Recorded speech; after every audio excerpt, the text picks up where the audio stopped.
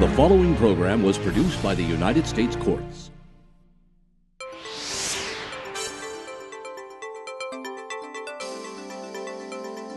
Depending on the chapter of your bankruptcy case and its complexity, you may also be required to appear at hearings before the bankruptcy judge. In a Chapter 13 case, you may only have to appear at a hearing for the court to confirm, meaning approve, the Chapter 13 plan. In a Chapter 7 case, you typically will not appear in court and will not see the judge unless an objection is raised or a reaffirmation hearing must be held.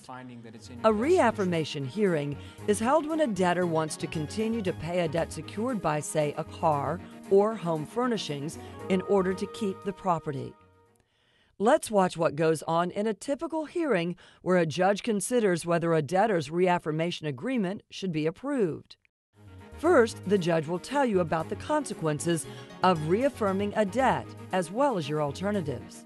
Ms. Lopez, the Bankruptcy Code requires that whenever someone wishes to reaffirm a debt, that I must hold a hearing at which I discuss with you the alternatives to entering into the reaffirmation agreement, the consequences of doing so. I also must make a finding that it's in your best interest and doesn't impose an undue hardship on you. First of all, with respect to the alternatives, one alternative, of course, is reaffirming the debt, and that's why you're here. Another is that I could approve an arrangement where you buy back the car. It's called a redemption, based on the value of the car as determined by me. Sometimes that's less than the amount of the debt. The only problem with that is that you have to come up with cash to do that. The third alternative is called a surrender. It gives you the opportunity to give the car back and be free of any further liability. That's something that's worth considering if the car payments were beyond what you could reasonably afford.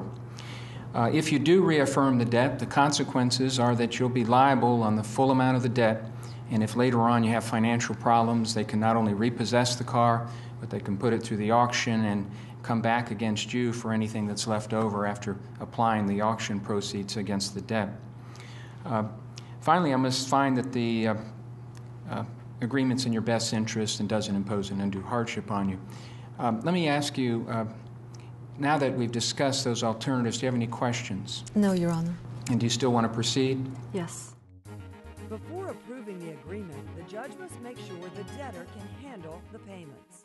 Okay, now this automobile, as I understand it, is a 2002 Honda Civic. Yes, Your Honor. Are you current on your payments? I am 2 months behind on my car payments. Okay, so you're 2 months behind.